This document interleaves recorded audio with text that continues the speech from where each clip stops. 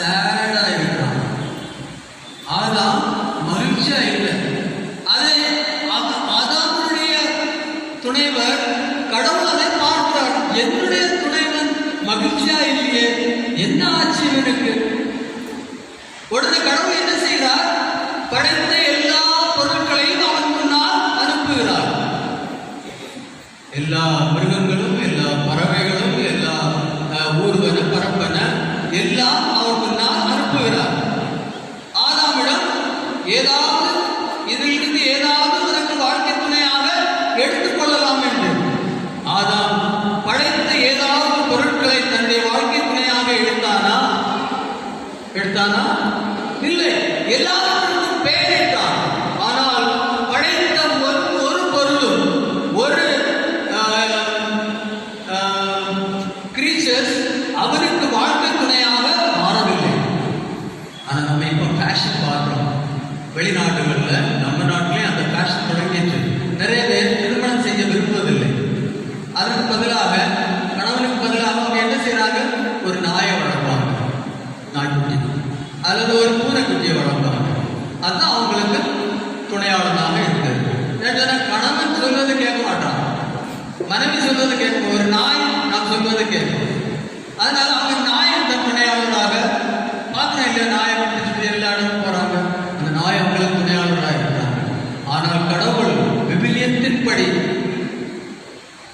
மனிதனுக்கு ஒரே ஒரு துணை, அது கடவுள், வேறு யாரும் இல்லை. பிறகு கடவுள் என்ன நினைக்கிறார்?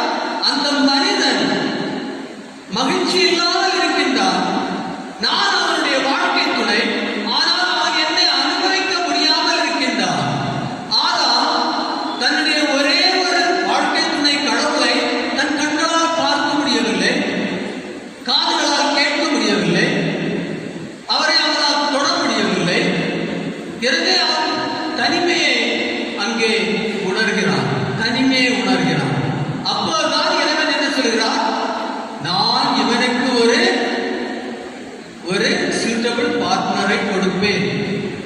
அதன் பிறகு கடவுள் தன்னுடைய பிரதிநிதியாக பெண்ணை படைத்து ஆணுக்கு கொடுக்கிறார். ஆதாமை தூங்க வைக்கிறார்.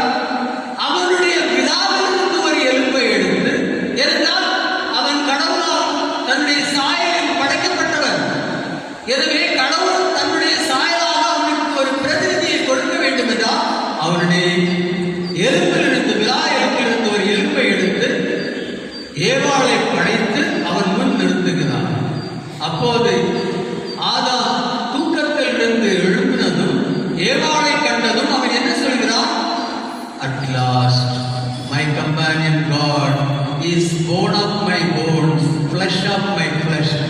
என்னுடைய எலும்பும் என்னுடைய சதையுமாக என்னுடைய வாழ்க்கை துணை இருக்கின்றார் என்று அவர் சொல்கிறார்.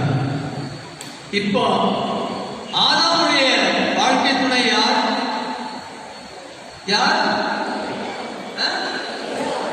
இல்ல.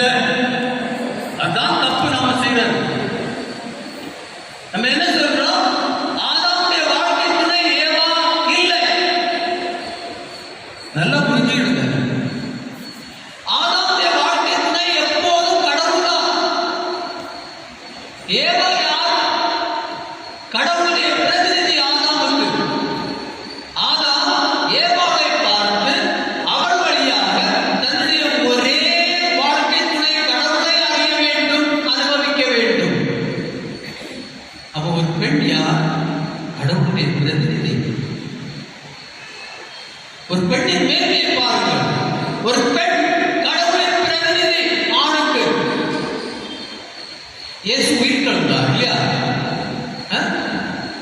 முதலாக யாருக்கு காட்சி கொடுத்தார்? உயிர்த்த இயேசு மரிய மக்தலேனாக்கு, ஒரு பெண்ணுக்கு, ஆணுக்கு இல்லை. தாயப்பரை அவர் கிறிஸ்துவின் தலைவராக ஏற்படுத்தினார். ஆனால் அவருக்கு அவர் காட்சி கொடுக்கவில்லை. உயிர்த்த இயேசு முதலாக யாருக்கு காட்சி கொடுத்தார்? ஒரு பெண்ணுக்கு. அந்த பெண்ணிடம் அவர் என்ன சொன்னார்? போய் என் சகோதரர்களுக்கு இதை சொல், இந்த செய்தியை சொல். அவர்கள் மூடர்களாக இருக்கின்றார்கள், நான் உயிர்த்து விட்டேன் என்பதை நம்பாமல் இருக்கின்றார்கள். நீ போய் அவர்களுக்கு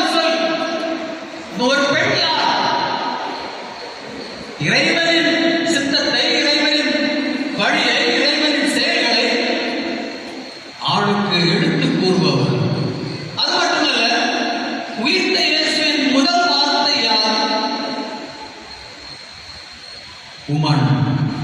உயிர்த்த இயேசுவின் முதல்